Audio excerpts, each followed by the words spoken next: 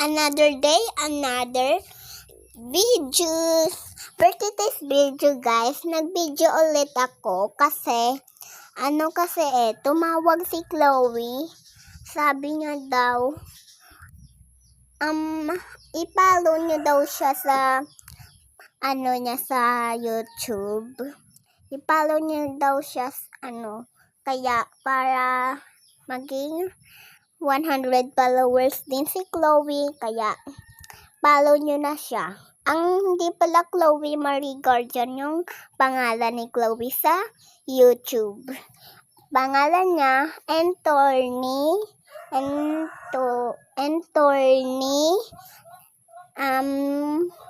Guardian. Anthony Guardian lang yung i-search nyo. Kaya bye-bye, nag-chat pa si Chloe.